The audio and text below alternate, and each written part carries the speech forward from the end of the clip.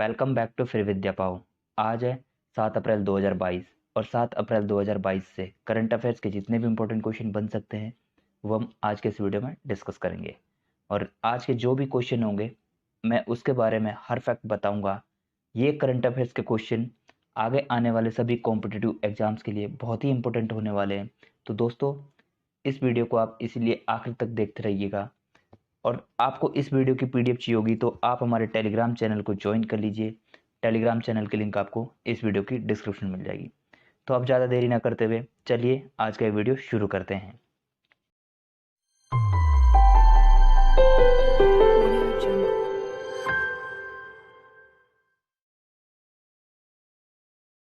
आज का सबसे पहला क्वेश्चन हमारा, किस दिन को अंतर्राष्ट्रीय समुद्री दिवस के रूप में मनाया जाता है? तो इसका सही आंसर है 5 अप्रैल को दोस्तों राष्ट्रीय समुद्री दिवस के रूप में मनाया जाता है। हर साल 5 अप्रैल को राष्ट्रीय समुद्री दिवस मनाया जाता है। यह दिवस पहली बार 1964 में मनाया गया था। इस दिवस को 1919 में the Scindia steam navigation company limited के पहले जहाज SS लॉयल्टी ने यूके की यात्रा की, जो कि एक शिपिंग इतिहास में एक महत्वपूर्ण कदम था जब समुद्री मार्गों को अंग्रेजों द्वारा नियंत्रित किया गया था। नेक्स्ट क्वेश्चन हमारा, किस राज्य को 4 अप्रैल 2022 को 13 नए जिलों के निर्माण के साथ एक नया नक्शा मिला है, जिससे राज्य में कुल जिलों की संख्या 26 हो गई है?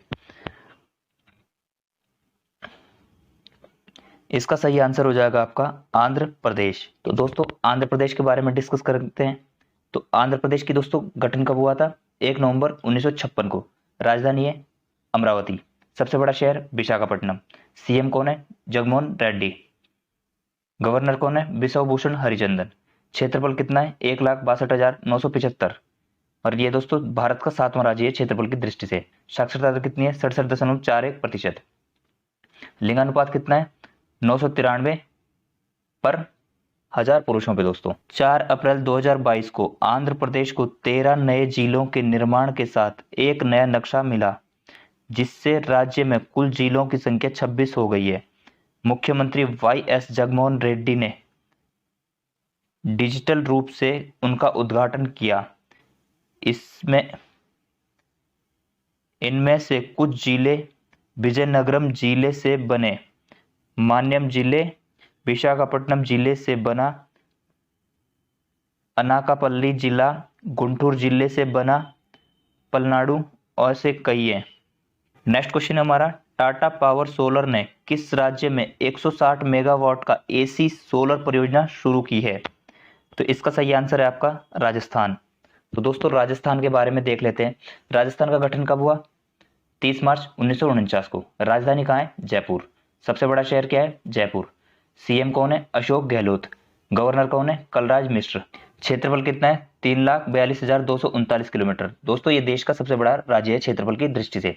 साक्षरता दर कितनी है? 66.1%। लिंगानुपात कितना है? 928 पर 1000 पुरुषों पे।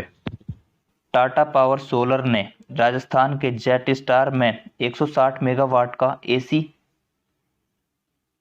परियोजना शुरू की है। इस स्थापना में लगभग 6.75 लाख मोनोक्रिस्टलाइन PV मॉड्यूल का उपयोग किया गया था और यह प्रति वर्ष 387 मिलियन यूनिट ऊर्जा का उत्पादन करेगी।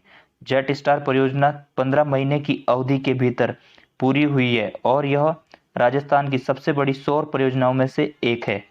नेक्स्ट क्वेश्चन हमारा, हाल ही में किस राज्य की पुलिस ने पहला शी ऑटो स्टैंड स्थापित किया है?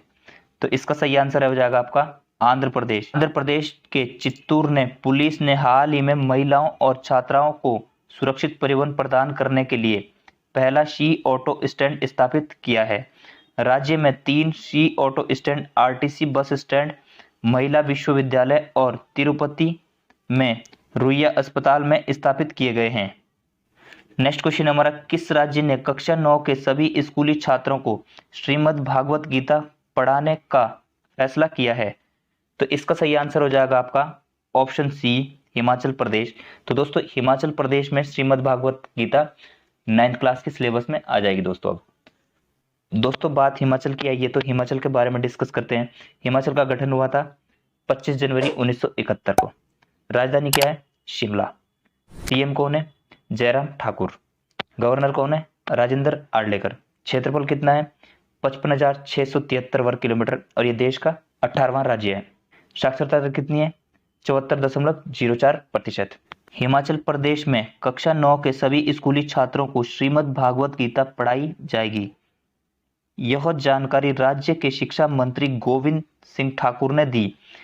इसके साथ ही यह गुजरात के बाद गीता को स्कूली पाठ्यक्रम का हिस्सा बनाने वाला भारत का दूसरा राज्य बन गया है। दोस्तों मार्च 2022 में गुजरात के शिक्षा मंत्री जीतू वघानी ने घोषणा की थी कि भगवत गीता कक्षा 6 से 12 के पाठ्यक्रम का एक हिस्सा होगी। नेक्स्ट क्वेश्चन हमारा, किस राज्य ने फेलोशिप स्थापित करने के लिए बेंगलुरु स्थित national law school of India university NLSIU के साथ एक समझौते पर हस्ताक्षर किए हैं? तो इसका सही आंसर हो जाएगा आपका ऑप्शन ए, मेघालय। दोस्तों बात मेघालय की हुई तो मेघालय के बारे में डिस्कस करते हैं हम। मेघालय का गठन कब हुआ था? 21 जनवरी 1972 को। राजधानी शिलोंग। और दोस्तों सबसे बड़ा शहर कौन सा है? शिलोंग। सीएम कौन है? कंडोर संगमा। गवर्नर कौन है? सत्यपाल मलिक। क्षेत्रफल कितना है? 22,429 किलोमीटर। और दोस्तों ये जो है भारत का 24वां राज्य के क्षेत्रफल की दृष्टि से। और दोस्तों इसकी साक्षरता दर क्या है? 75.84%। मेघालय सरकार ने 4 अप्रैल 2022 को एक फेलोशिप स्थापित करने के लिए बेंगलुरु स्थित national law school of India university NLSIU के साथ एक समझौते पर हस्ताक्षर किए हैं। विधिक और नीति अनुसंधान के लिए PA संगमा फेलोशिप NLSIU के छात्रों को मेघालय में अनुसंधान गतिविधियों को करने की अनुमति देगी। PA संगमा मेघालय के पूर्व मुख्यमंत्री और लोकसभा के अध्यक्ष थे। नेक्स्ट क्वेश्चन हमारा, किस राज्य सरकार ने अप्रैल 2022 में आपातकाल के दौरान जनता के लिए कावल उथवी ऐप लॉन्च की है? तो इसका सही आंसर हो जाएगा आपका ऑप्शन ए, तमिलनाडु। दोस्तों बात तमिलनाडु की हुई है तो तमिलनाडु के बारे में थोड़ा बहुत जान लेते हैं हम। तो दोस्तों गठन कब हुआ था? 26 जनवरी 1950 को। राजधानी चेन्नई। जिलों की संख्या दोस्तों 38। सीएम कौन है? MK Stalin. गवर्नर कौन है? RN रवि। क्षेत्रफल कितना है दोस्तों? 1,30,058 वर्ग किमी। दोस्तों ये देश का 10वां राज्य है क्षेत्रफल की दृष्टि से। साक्षरता दर कितनी है दोस्तों? 82.9%। लिंगानुपात कितना है? 996 महिलाएं दोस्तों पर 1000 पुरुषों पे। तमिलनाडु के मुख्यमंत्री MK स्टालिन ने 4 अप्रैल 2022 को कावल उथवी ऐप लॉन्च किया है। इसमें 60 विशेषताएं हैं जो किसी भी आपात स्थिति के दौरान पुलिस सहायता लेने में मदद करेगी। इस ऐप का इस्तेमाल पुलिस कंट्रोल रूम को आपातकालीन अलर्ट भेजने के लिए किया जाता है ताकि किसी भी संकट के समय आपातकाल सहायता प्रदान की जा सके। नेक्स्ट क्वेश्चन हमारा, किसको हर्षवर्धन श्रृंगला के स्थान पर नए विदेश सचिव के रूप में नियुक्त किया गया है जो अप्रैल 2022 के अंत में सेवानिवृत्त होंगे? तो इसका सही आंसर हो जाएगा हमारा ऑप्शन डी, विनय मोहन क्वात्रा। तो दोस्तों विनय मोहन क्वात्रा को जो है हर्षवर्धन श्रृंगला के स्थान पर विदेश सचिव के रूप में नियुक्त किया जाएगा। नेपाल में भारत के राजदूत विनय मोहन क्वात्रा को नए विदेश सचिव के रूप में नियुक्त किया गया है जो अप्रैल 2022 के अंत में सेवानिवृत्त होने वाले हैं। हर्षवर्धन श्रृंगला की जगह लेंगे। क्वात्रा 1988 बैच के भारतीय विदेश सेवा IFS के अधिकारी हैं और 30 अप्रैल 2022 को कार्यभार संभालेंगे। नेक्स्ट क्वेश्चन हमारा, हाल ही में रेलवे सुरक्षा बल RPF ने किस अभियान के तहत कथित कालाबाजारी करने वालों के खिलाफ एक अखिल भारतीय अभियान चलाया है? तो इसका सही आंसर हो जाएगा आपका ऑप्शन ए, ऑपरेशन उपलब्ध। हाल ही में रेलवे सुरक्षा बल RPF ने ऑपरेशन उपलब्ध के तहत कथित कालाबाजारी करने वालों के खिलाफ एक अखिल भारतीय अभियान चलाया है। इससे पहले फरवरी 2022 में RPF द्वारा ऑपरेशन आहट नाम से मानव तस्करी पर अंकुश लगाने हेतु एक राष्ट्रव्यापी अभियान शुरू किया गया था। ऑपरेशन उपलब्ध के तहत महीने भर के अभियान में दलालों या कालाबाजारी करने वालों की गतिविधियों पर काफी हद तक अंकुश लगाने और आम आदमी को रेलवे टिकट उपलब्ध कराने में सक्षम बनाया। नेक्स्ट क्वेश्चन नंबर है, हाल ही में मिथुन मंजुनाथ ने फ्रांस में ऑर्लियंस मास्टर 2022 बैडमिंटन टूर्नामेंट में कौन सा पदक जीता है? तो दोस्तों इसका ऑप्शन ए सही हो जाएगा आपका, रजत पदक। फ्रांस में ऑर्लियंस मास्टर बैडमिंटन के पुरुष सिंगल्स में भारत के मिथुन मंजुनाथ को रजत पदक मिला है। फाइनल में मंजुनाथ को फ्रांस के टोमा जूनियर पोवोव ने 21-11 और 21-19 से पराजित किया। टूर्नामेंट में शीर्ष वरीयता प्राप्त की वी साई प्रणीत को प्री क्वार्टर फाइनल में हार का सामना करना पड़ा। महिला डबल्स में अश्विनी भट्ट और शिखा गौतम की जोड़ी ने सेमीफाइनल तक पहुंची थी।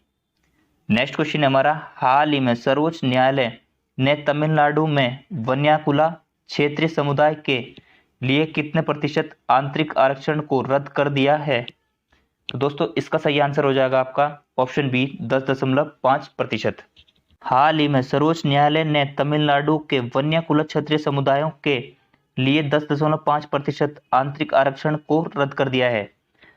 सर्वोच्च न्यायालय ने माना कि वन्याकुला क्षत्रिय समुदाय को 10.5% आंतरिक आरक्षण समानता, गैर भेदभाव और तमिलनाडु में 115 अन्य अति पिछड़े समुदायों एमबीसीएस तथा विमुक्त समुदायों डीएनसीएस के समान अवसर के मौलिक अधिकारों का उल्लंघन करता है।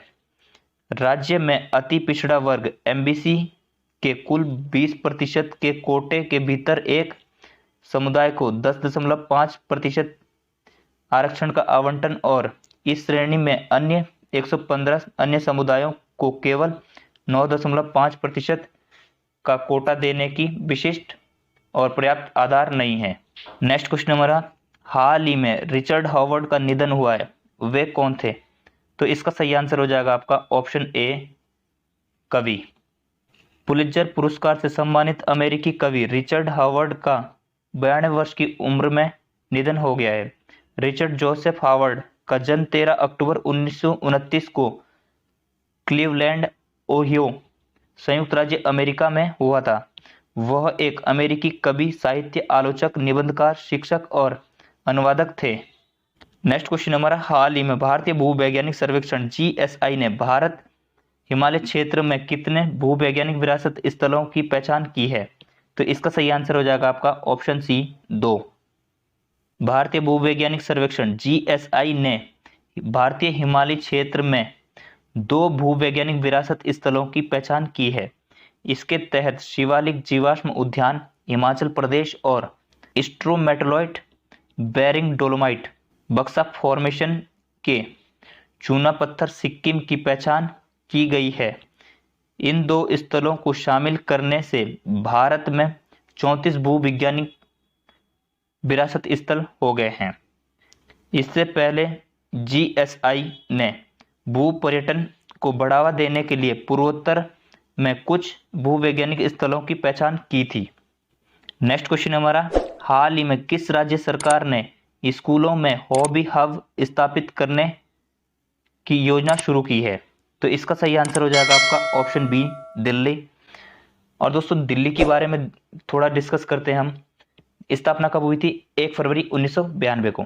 सीएम कौन है? अरविंद केजरीवाल। उपराज्यपाल कौन है? अनिल बैजल। क्षेत्रफल कितना है? 1484 वर्ग किलोमीटर। दोस्तों ये देश में 32वें स्थान पर क्षेत्रफल के मामले में। साक्षरता दर कितनी है? 86.21%। लिंगानुपात कितना है? 868 दोस्तों 1000 पुरुषों पे। दिल्ली सरकार ने पाठ्येतर गतिविधियों को बढ़ावा देने के लिए स्कूल समय के बाद दिल्ली सरकारी स्कूलों में हॉबी हब स्थापित किए गए। इस परियोजना सिंगल शिफ्ट सरकारी स्कूल में लागू होगी। स्कूल के बाद नृत्य, संगीत, कला और शिल्प गतिविधियों के साथ साथ दिल्ली के सरकारी स्कूलों में हॉबी हब स्थापित करने की परियोजना शुरू की है। नेक्स्ट क्वेश्चन है हमारा, हाल ही में राष्ट्रपति रामनाथ कोविंद किस देश की 3 दिवसीय यात्रा पर गए हैं? तो इसका सही आंसर हो जाएगा आपका ऑप्शन बी, तुर्कमेनिस्तान। दोस्तों तुर्कमेनिस्तान के बारे में डिस्कस करते हैं। तो तुर्कमेनिस्तान की राजधानी का क्या नाम है दोस्तों? अशगाबाद। राष्ट्रपति कौन है? बर्दी मुहम्मदोव। मुद्रा का क्या नाम है दोस्तों? तुर्कमेन नया मानात। क्षेत्रफल कितना है दोस्तों? 4,92,200 वर्ग किलोमीटर, और ये दोस्तों विश्व में 52वें स्थान पर है क्षेत्रफल के मामले में। राष्ट्रपति रामनाथ कोविंद तुर्कमेनिस्तान और नीदरलैंड्स की यात्रा पर रवाना हो गए हैं। पहले चरण में वे तुर्कमेनिस्तान जाएंगे। भारत और तुर्कमेनिस्तान के राजनयिक संबंधों को 30 वर्ष पूरे होने के अवसर पर राष्ट्रपति रामनाथ कोविंद की यह यात्रा हो रही है। श्री कोविंद तुर्कमेनिस्तान जाने वाले पहले राष्ट्रपति हैं। तुर्कमेनिस्तान के नए राष्ट्रपति सरदार बर्दी मोहम्मद के पदभार संभालने के बाद सप्ताह के भीतर ही श्री कोविंद की यह यात्रा हो रही है। नेक्स्ट क्वेश्चन हमारा, किस राज्य सरकार ने कर्मचारियों के लिए महंगाई भत्ता बढ़ाकर 27.25% करने का निर्णय लिया है? तो इसका सही आंसर हो जाएगा आपका ऑप्शन बी, कर्नाटक। तो दोस्तों कर्नाटक के बारे में डिस्कस करते हैं। कर्नाटक की दोस्तों गठन कब हुआ था? 1 नवंबर 1956 को। राजधानी का क्या नाम है दोस्तों? बेंगलोर। सबसे बड़ा शहर कौन सा है? बेंगलोर। जिलों की संख्या 31। सीएम कौन है? बसवराज बोम्मई। गवर्नर कौन है? थावरचंद गहलोत। क्षेत्रफल कितना है? 1,91,791 वर्ग किलोमीटर, और दोस्तों ये क्षेत्रफल में 6वां राज्य है भारत का। साक्षरता दर कितनी है? 75.36%। लिंगानुपात कितना है? 973,000 पुरुषों पे दोस्तों। कर्नाटक सरकार ने अब डीए 24.5% से बढ़ाकर 27.25% कर दिया है। राज्य सरकार के मुताबिक यह महंगाई भत्ता 1 जनवरी 2022 से लागू होगा। कर्नाटक सरकार की ओर से राज्य कर्मचारियों को सौगात दी गई है। सरकारी आदेश के मुताबिक 2018 के संशोधित वेतनमान में कर्मचारियों को देय महंगाई भत्ते की दरों को 1 जनवरी 2022 से मौजूदा 24.50% से बढ़ाकर 27.25% किया जा रहा है। नेक्स्ट क्वेश्चन हमारा, हाल ही में पाकिस्तान के कार्यवाहक प्रधानमंत्री के रूप में किसे नामित किया गया है? तो इसका सही आंसर हो जाएगा आपका ऑप्शन सी, गुलजार अहमद। पाकिस्तान तहरीक ए इंसाफ पीटीआई ने पाकिस्तान के पूर्व चीफ जस्टिस गुलजार अहमद को कार्यवाहक प्रधानमंत्री के पद पर नामित किया है। पाकिस्तान के पूर्व सूचना और प्रसारण मंत्री और पीटीआई नेता फवाद चौधरी ने यह घोषणा की। गुलजार अहमद 21 दिसंबर 2019 से 1 फरवरी 2022 तक पाकिस्तान के 27वें मुख्य न्यायाधीश रह चुके हैं। 2 फरवरी 1957 को जन्मे अहमद के पिता नूर मोहम्मद कराची के बड़े वकील थे। नेक्स्ट क्वेश्चन हमारा, केंद्रीय पर्यावरण मंत्री का नाम बताइए जिन्होंने हाल ही में प्लास्टिक अपशिष्ट प्रबंधन के जागरूकता के लिए शुभंकर प्रकृति और हरित पहल को लॉन्च किया है। तो इसका सही आंसर हो जाएगा आपका ऑप्शन बी, भूपेंद्र यादव। केंद्रीय पर्यावरण मंत्री भूपेंद्र यादव ने हाल ही में प्लास्टिक अपशिष्ट प्रबंधन के लिए जागरूकता शुभंकर प्रकृति और हरित पहल लॉन्च किया है। यह प्लास्टिक सबसे अधिक ज्वलंत पर्यावरणीय समस्याओं में से एक बन गई है। भारत सालाना लगभग 3.5 मिलियन टन प्लास्टिक कचरा पैदा कर रहा है। नेक्स्ट क्वेश्चन हमारा, हाल ही में सरहुल उत्सव किस राज्य में मनाया गया है? तो इसका सही आंसर हो जाएगा आपका ऑप्शन बी, झारखंड। तो दोस्तों झारखंड के बारे में देखते हैं। झारखंड का गठन कब हुआ? 15 नवंबर 2000 को। राजधानी का क्या नाम है? रांची। सबसे बड़ा शहर जमशेदपुर। जिलों की संख्या 24। सीएम कौन है यहाँ? हेमंत सोरेन। गवर्नर कौन है? रमेश बैस। क्षेत्रफल कितना है? 79,716 वर्ग किलोमीटर। दोस्तों देश का 15वां राज्य है क्षेत्रफल के मामले में। साक्षरता दर कितनी है? 67.6%। लिंगानुपात कितना है? 948 पर 1000 पुरुषों पे। नेक्स्ट क्वेश्चन नंबर 64वें वार्षिक ग्रैमी पुरस्कारों में हाल ही में कितने भारतीय कलाकारों ने ग्रैमी अवार्ड जीते हैं? तो दोस्तों इसका सही आंसर हो जाएगा आपका ऑप्शन ए, 2 भारतीय कलाकारों ने ग्रैमी अवार्ड जीते हैं दोस्तों 64वें ग्रैमी पुरस्कारों में। 64वें वार्षिक ग्रैमी पुरस्कारों में हाल ही में 2 भारतीय कलाकारों ने ग्रैमी अवार्ड जीते। भारतीय अमेरिकी गायिका गीतकार फाल्गुनी शाह ने सर्वश्रेष्ठ बच्चों के संगीत एल्बम की श्रेणी में अपना पहला ग्रैमी पुरस्कार जीता, और संगीतकार रिक्की केज ने अपना दूसरा ग्रैमी पुरस्कार जीता है दोस्तों। नेक्स्ट क्वेश्चन हमारा, भारत सरकार द्वारा स्थापित की गई स्टैंड अप इंडिया योजना को हाल ही में कितने वर्ष पूरे हो गए हैं? तो इसका सही आंसर है आपका ऑप्शन बी 6 साल। भारत सरकार द्वारा स्थापित की गई स्टैंड अप इंडिया को हाल ही में 6 वर्ष पूरे हो गए हैं। इस योजना के तहत 1.33 लाख से अधिक रोजगार सृजनकर्ताओं और उद्यमियों को सुविधा प्रदान की गई है। पिछले 6 वर्षों में इस योजना के तहत 1 लाख से अधिक महिला उद्यमियों को लाभान्वित किया गया है। तो दोस्तों, आज का ये वीडियो हमारा यहीं पे समाप्त होता है। अगर आपको ये वीडियो अच्छा लगे दोस्तों तो लाइक कर देना, शेयर कर देना, और दोस्तों डेली करंट अफेयर्स की वीडियो देखने के लिए हमारे चैनल को सब्सक्राइब कर लीजिए। बगल में नोटिफिकेशन बेल को प्रेस कर लीजिए ताकि डेली करंट अफेयर्स के वीडियो के नोटिफिकेशन सबसे पहले आप लोगों तक पहुंचते रहे। जय हिंद, जय भारत, जय उत्तराखंड।